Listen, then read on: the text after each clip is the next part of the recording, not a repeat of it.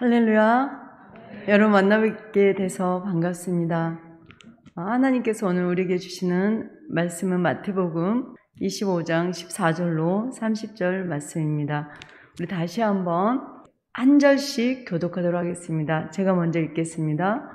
또 어떤 사람이 타국에 갈 때 그 종들을 불러 자기 소유를 맡김과 같으니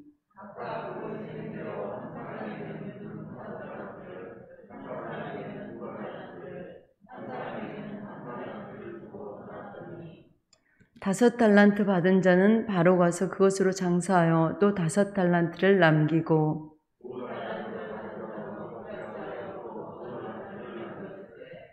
한 달란트 받은 자는 가서 땅을 파고 그 주인의 돈을 감추어 두었더니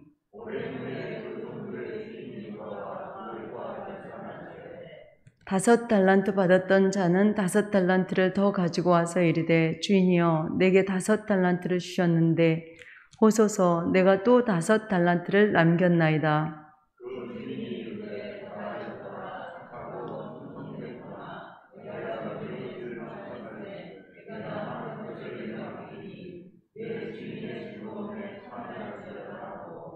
두 달란트 받았던 자도 와서 이르되 주인이여 내게 두 달란트를 주셨는데 보소서 내가 또 두 달란트를 남겼나이다.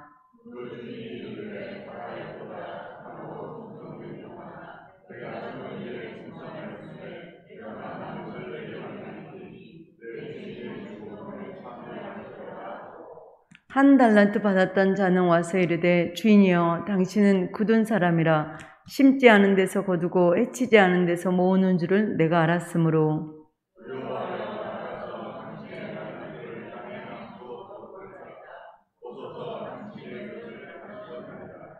그 주인이 대답하여 이르되 악하고 게으른 종아 나는 심지 않은 데서 거두고 해치지 않은 데서 모으는 줄로 내가 알았느냐.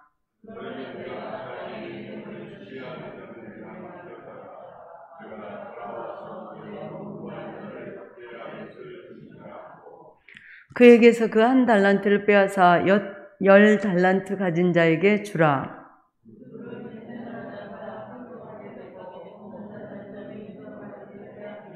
함께 읽겠습니다. 이 무익한 종을 바깥 어두운 데로 내쫓으라. 거기서 슬피 울며 이를 갈리라 하니라. 아멘. 자, 말씀 제목 띄워주시면 같이 다시 한번 읽도록 하겠습니다. 시작. 우리의 달란트를 누구를 위해 헌신할 것인가? 다시 한번 우리의 달란트를 누구를 위해 헌신할 것인가? 3세번이죠. 다시 한번 우리의 달란트를 누구를 위해 헌신할 것인가? 오늘 말씀은 달란트에 관한 말씀인데요. 그 달란트를 어디에 또 어떻게 또 누구를 위해서 쓸 것인가에 대해서 살펴보고자 합니다. 우리 모두에게는 달란트가 다 있죠. 하나님께서 우리를 이 세상에 보내실 때 목적 없이 그저 보내신 것이 아니라 하나님께서 우리 한 사람 한 사람을 통해서 이루시고자 하는 그 일을 위하여서 이 땅에 우리를 보내신 줄로 믿습니다. 그래서 우리가 오늘 본문 말씀을 통하여서 이미 보았지만 그 달란트에 대해서 어떤 생각을 가지고 있는가에 따라 장차 주님 앞에 섰을 때 주님께 칭찬을 받느냐 아니면 책망을 받느냐가 결정된다는 사실입니다. 그리고 이 달란트를 사용할 수 있는 기회는 우리가 하나님 나라 가기 전 이 땅에 사는 마지막 순간까지에 해당한다는 사실입니다. 우리 인간은 모두가 다 한계를 가지고 있습니다. 성경은 진리인데 우리 인간에 비추어서 그 진리를 적용을 한다고 할 때 가장 확실한 것은 저와 여러분은 한계를 가지고 있고 저와 여러분은 언젠가 이 세상을 떠나고 그리고 주님 앞에 설 날이 온다는 것입니다. 그래서 이곳에서의 삶은 나그네 삶이요. 잠깐 우리가 본향을 떠나서 이 땅에 살다가 하나님 앞에 가는 것이죠. 그러면 우리는 이 땅에서 무엇을 위해 살 것인가?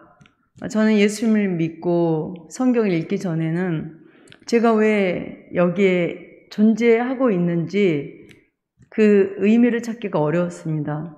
그런데 예수님을 주의 은혜로 믿게 되고 그리고 성경을 한번 전체를 다 읽었을 때 그때 성경을 통해서 너무 명료하게 저에 대해서 알게 되었어요. 하나님에 대해서도 알게 되었습니다. 하나님이 왜 인간을 창조하셨고, 그리고 그 많은 인간 가운데 왜 저를 창조하셨고, 그리고 저는 왜 여기서 자고 일어나고 밥 먹고 공부하고 일하는가, 거기에 대한 답을 명확하게 알 수 있었습니다. 그것은 하나님께서 인간을 창조하신 그 목적을 성경에서 분명히 밝히고 있었기 때문입니다. 성경에서는 인간을 창조하신 목적이 하나님의 영광을 위해서다라고 밝히고 있습니다. 그리고 구체적으로 먹든지 마시든지 무엇을 하든지 하나님의 영광을 위해 살아, 이렇게 말씀을 하고 있습니다. 우리 그리스도인들이 이 세상에서 살아갈 때 지침들이 있죠. 그리스도인들이 살아야 될 지침들은 말씀과 기도, 찬양, 전도, 그리고 선한 마음, 착한 행실, 여러 가지 그리스도인들이 살아야 될 지침들이 있는데, 그 중에 오늘 본문에서 달란트 비유는 우리가 이 말세 주말에 그리스도인으로서 어떻게 살아야 되는지에 대한 한 부분을 알려주고 있는 것이죠. 그리스도인들이 살아야 될 그 지침들 중에 여러 가지 중 한 가지가 바로 이 달란트 비유라고 생각을 합니다. 달란트란 무엇인가? 너무나 잘 알고 계시죠? 교회 다니신 분들이 달란트 비유에 대해서 익히 많이 들어왔기 때문에 달란트 하면 바로 이퀄 뭐예요? 재능. 바로 연결이 되지 않습니까? 이 달란트는 구약시대에는 무게를 재는 이런 단위였어요. 근데 신약시대에는 무게를 재는 단위와 함께 화폐 단위로 이렇게 사용이 되었고, 오늘 읽은 그 본문에서 쓰인 달란트는 화폐 단위로 이렇게 사용이 되어지고 있습니다. 왜 그 구약시대 때 무게를 재던 단위를 신약시대의 화폐를 이제 재는 그런 단위로 바뀌었는가 하면, 구약시대는 은이나 금을 무게를 달아가지고 값을 정했기 때문에 그렇습니다. 그래서 달란트는 다른 말로 하면 탤런트라고 이렇게 할 수 있습니다. 그래서 우리 읽은 본문에서 세 종류의 달란트가 나오죠. 세 사람에게 그 주인이 타국에 가면서 달란트를 각각 이렇게 맡겼어요. 그런데 그 재능에 맞게 맡겨주었다, 이렇게 얘기를 하고 있습니다. 그래서 하나님께서 우리 각 사람에게 다 재능을 주시는데, 그건 은사와 다른 거예요. 이 재능, 오늘 본문에서 말씀하는 달란트는 은사와 다른 우리 각 사람에게 있는 고유한 그 재능을 얘기하는 거예요. 그러니까 이 재능을 우리가 아주 일상생활에서 쉽게 발견할 수 있는 곳이, 여러분 대형마트 가면 너무도 그 각 사람의 재능들이 잘 보여요. 그러니까 대형마트에 가면 라면이며 뭐 국수며 온갖 이런 물건들이 있잖아요. 공산품도 있고 식료품도 있고 가공육도 있고 육류, 어류, 어패류 다 있죠. 그런데 그 대형 마트 안에 있는 그 모든 물건들을 하나님께서 창조하신 것도 있고 사람이 하나님이 주신 그 재능으로 만들어낸 것도 있단 말이죠. 근데 샴푸만 해도 얼마나 종류가 많은지 몰라요. 라면 종류도 얼마나 많은지 몰라요. 우리가 골라 먹어야 될 정도로. 가구들도 그렇죠. 종류가, 의자만 해도 뭐 용도에 따라서 너무도 다양하죠. 그런 것을 보면서 하나님께서는 이렇게 많은 물건들을 만들 수 있는 재능을 수많은 사람들에게 주셨구나. 그래서 거기에서 성찬을 느끼는 거죠. 너무 감사하죠. 예수님께서 살을 주시고 피를 주셔서 우리가 그 살을 기념하여, 그 피를 기념하여 먹고 마실 때마다 주의 죽으심과 또 주 예수 그리스도의 복음을 증거하는 그 일을 기억하며 또 그렇게 살리라 다짐하게 되잖아요. 예수님이 죽으심으로. 그래서 사람들이 수고와 헌신으로 자기를 죽이는 그 날들의 열정과 노력과 그 헌신을 통하여서 그 수많은 물건들을 만들어내서 그 누군가, 그 물건을 직접 만들 수 없는 또 수많은 사람들이 그 물건들을 사용하는데 서로 그렇게 성찬이 이루어지고 있는 현장이 바로 달란트가 사용된 그 결과물들이죠. 그래서 마트만 가도 그 다양한 달란트를 우리가 발견할 수 있어요. 우리 모두에게는 저마다 다른 달란트를 주셨는데 우리 인간에게만 준 것이 아니죠. 새들은 날아다니는 재능을 주셨어요.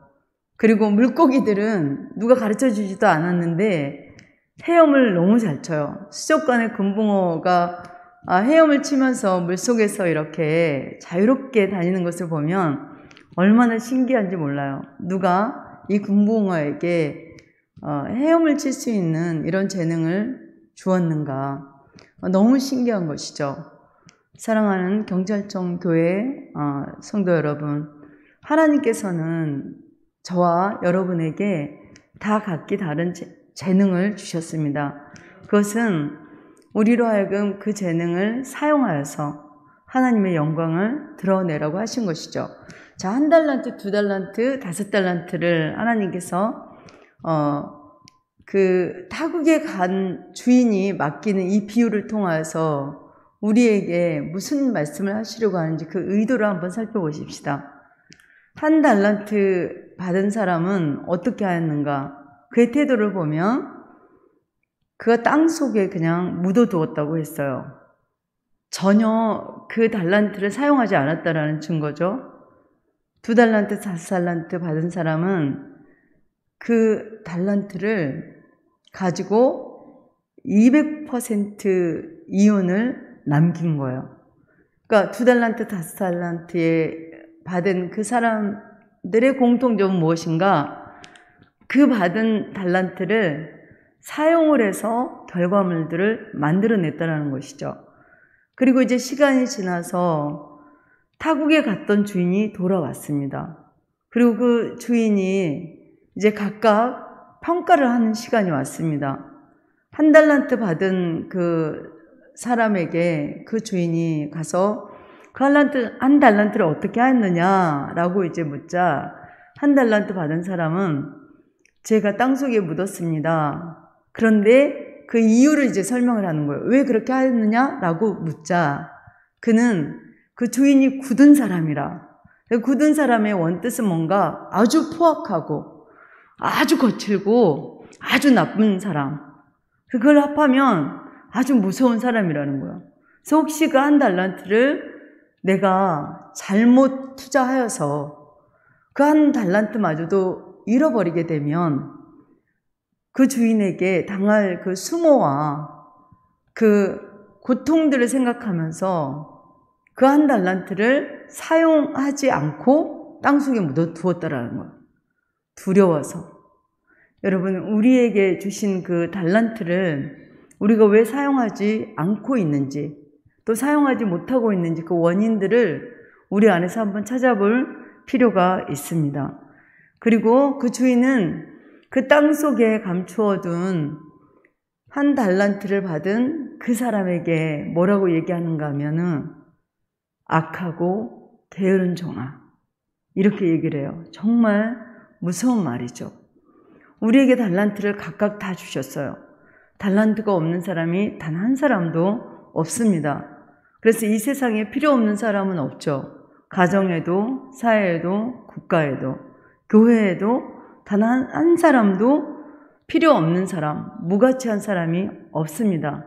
다만 우리가 그것을 사용하지 않았을 때, 그럴 때 우리의 인생은 너무도 무의미하고 무가치한 그런 인생으로 전락해 버릴 수 있다라는 것을 이 1달란트 받고 땅속에 그대로 묻어두고 아무런 결과치도 만들어내지 못한 또 아는 이 사람을 보면서 우리가 우리에게 주신 재능을 누구를 위해서 사용할 것인가 다시 한번 생각해 보았으면 좋겠습니다.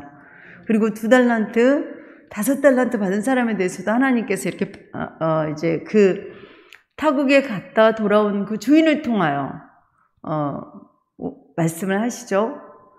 그들에게 어떤 평가가 내리는가 하면은 착하고 충성된 종아.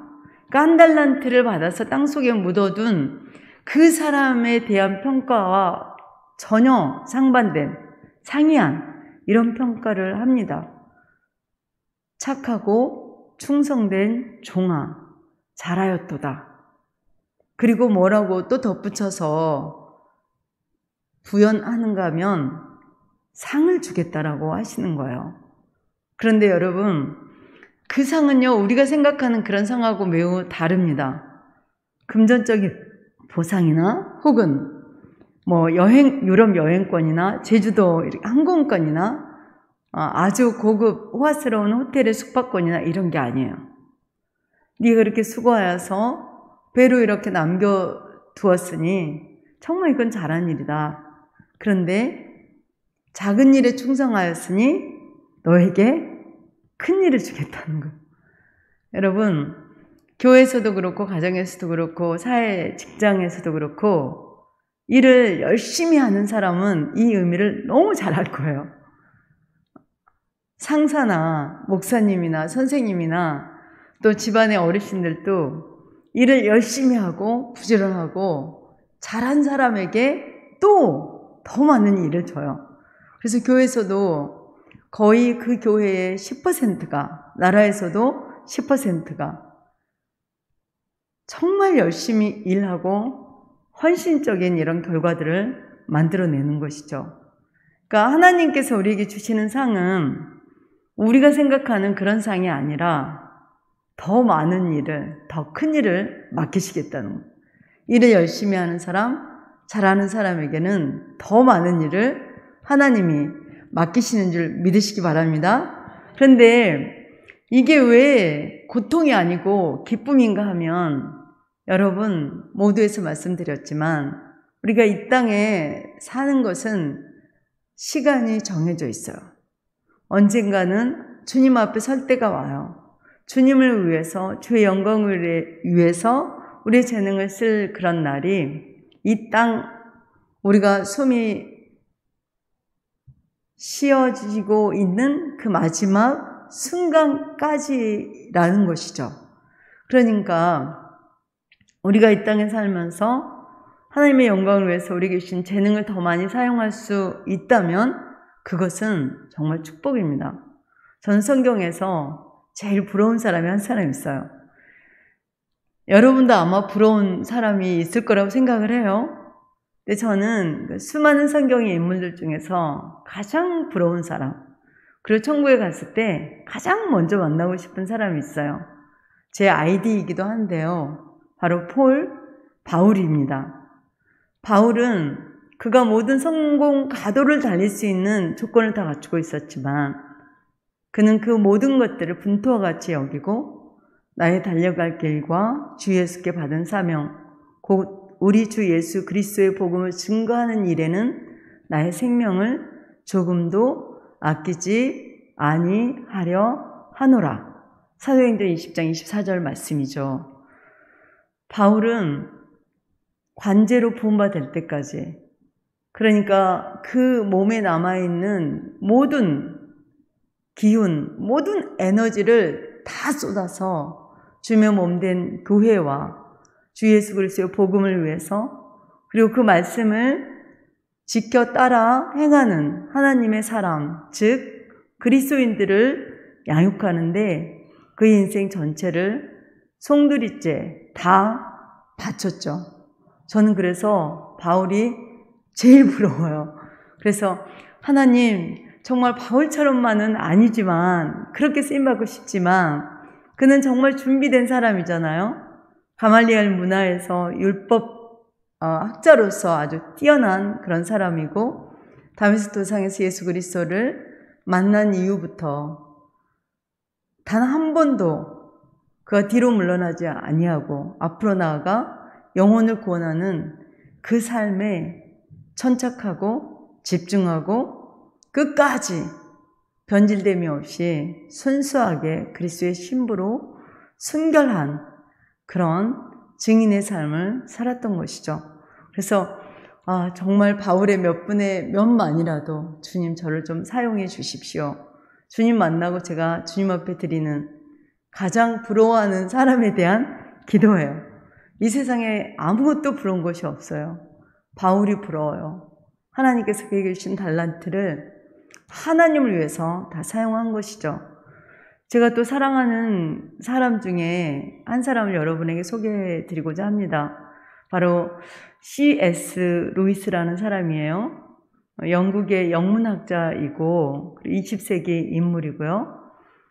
1898 그리고 1963 1898년에 태어나서 1963년에 하나님 나라로 가신 분이에요.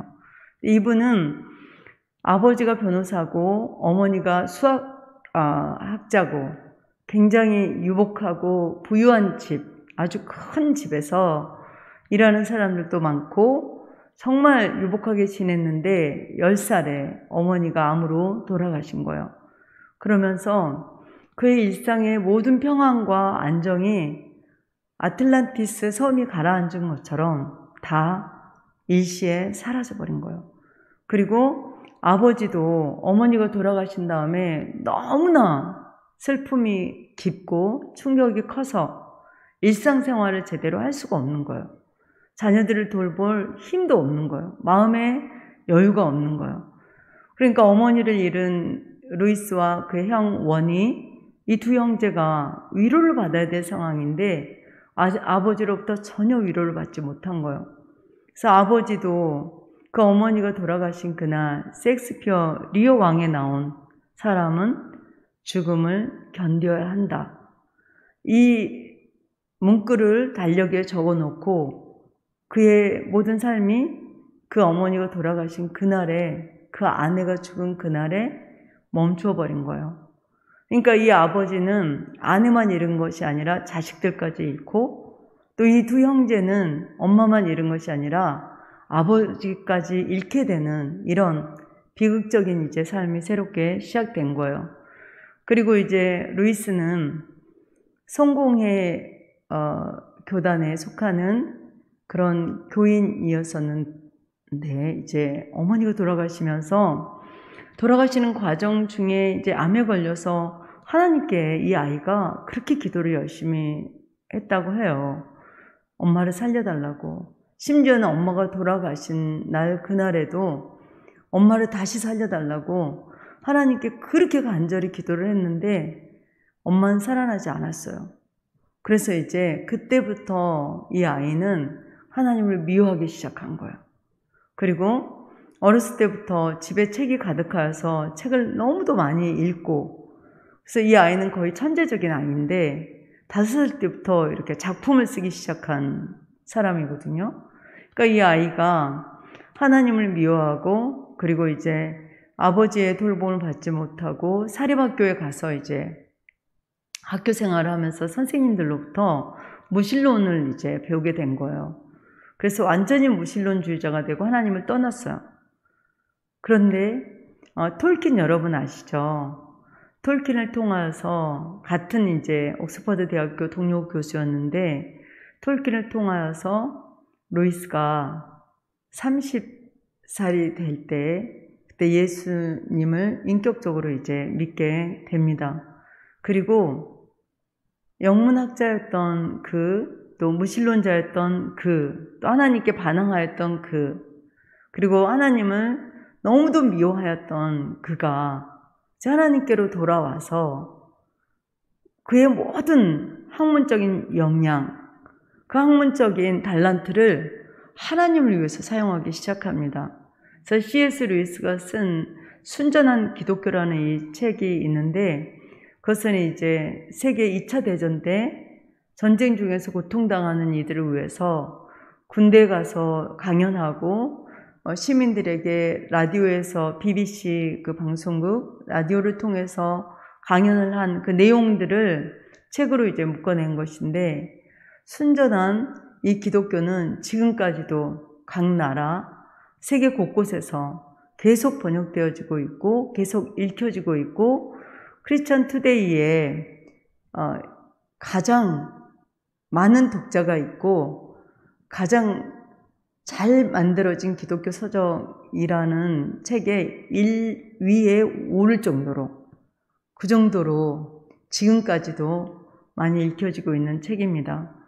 순교당 기독교뿐만 아니라 고통의 문제, 우리 오늘 찬양할 때도 고난에 대해서 이렇게 또 진행자가 또 고난에 대해서 그래서 하나님을 더욱 이렇게 의지하고 바라보자고 이런 그 멘트를 하였는데, C.S. 루이스는 고통의 문제라는 책을 또 통해서 우리에게 정말 중요한 경고를 주죠. 고통이 무엇인가?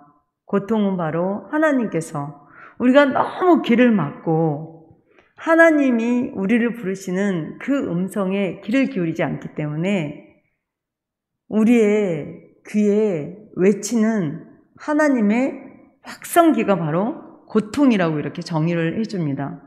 그래서 고난은 고난으로 끝나면 무의미하지만 그 고난을 통해서 왜 그 고난을 겪게 되었는지 그 의미를 알게 되면 고난 당하기 전에 내가 주의 율례를 행하지 못하였더니 고난 당한 이후에 주의 율례를 행하게 되어, 다윗이 그렇게 고백하잖아요. 그래서 고난 당한 것이 내게 도리어 유익이다. 사랑하는 성도 여러분, C.S. 루이스는 하나님께서 주신 이 달란트를 하나님을 위해서 사용하면서 수많은 고난을 당하였습니다. 학교에서도 복음을 학문적인 달란트를 가지고 사용을 한다고 하여서 좋은 교수 자리도 얻지 못하고 동료 교수로부터 조롱당하고 비난당하고, 그리고 너무도 우정이 깊었던 톨킨이란 그 친구로부터도 등을 이렇게 돌려야 되는 친구도 잃고 동료도 잃고, 그리고 종교수 자리도 그 학문적인 역량으로 하면 얻을 수 있는데 얻지 못하고, 이런 고난을 당하면서도 C.S. 루이스는 그가 예수 그리스도를 인격적으로 만난 이후에 모든 신화는 다 인간이 만든 가짜 이야기라는 거죠. 가짜 신에 대한 이야기. 그런데 예수 그리스도만이 진짜가 된 신의 이야기라는 거예요. 진짜 신화라는 거예요. 그래서 이 예수 그리스도를 전하는 일에 그는 나니아 연대기, 여러분 들어보셨을지 모르겠어요. 영화로도 3편이 나왔어요. 근데 나니아 연대기는 성경의 그 구조를 그대로 가지고 있어요.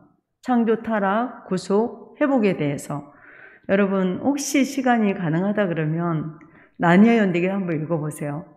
저는 C.S. 루이스 책 중에 나니아 연대기가 가장 재밌었거든요.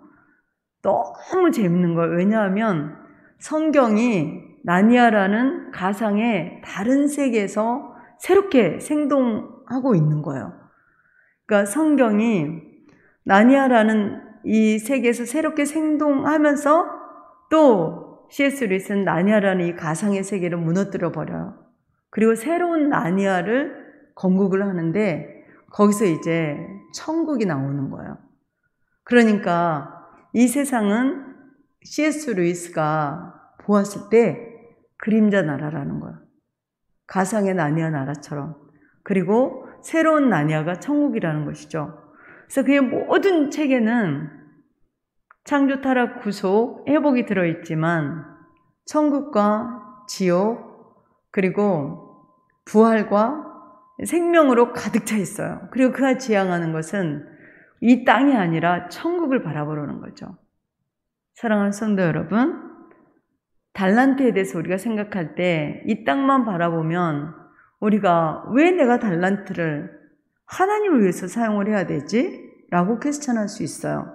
그러나 이 땅이 아닌, 이 땅은 잠시 머물다 가는 그림자 나라요, 나그네 삶이라면 저 천국은 영원한 우리의 본향, 우리가 영원히 살아갈 하나님의 나라예요.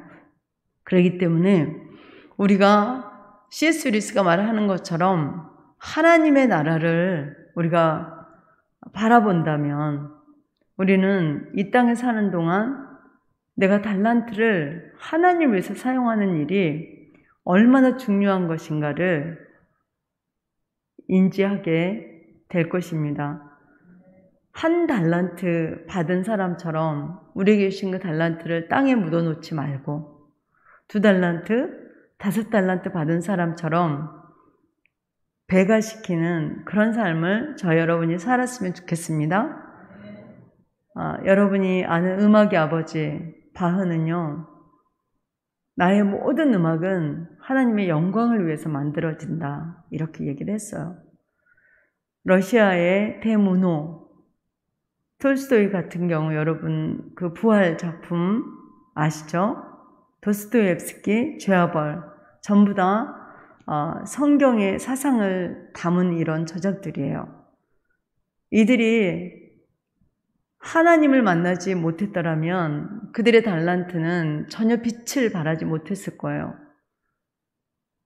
그들은 술주정꾼으로, 또 다른 사람을 죽인 살해자로, 도박꾼으로, 도스토옙스키는 도박에 완전히 쩔어있는 도박 중독자였어요. 톨스토이는요, 다른 사람들을 죽이고 간음하고 혼음하고 온갖 인간이 저지를 수 있는 모든 죄를 다 저지른 사람이에요. 그러나 하나님을 만나고 그리고 새로운 인생의 방향을 설정을 하고 그리고 내가 할 수 있는 내게 주신 그 재능을 가지고 내가 누구에게 헌신할 것인가를 결단한 사람들이죠. 새로운 삶의 방향을 설정한 것이에요. 달란트를 하나님을 위해서 사용을 하려면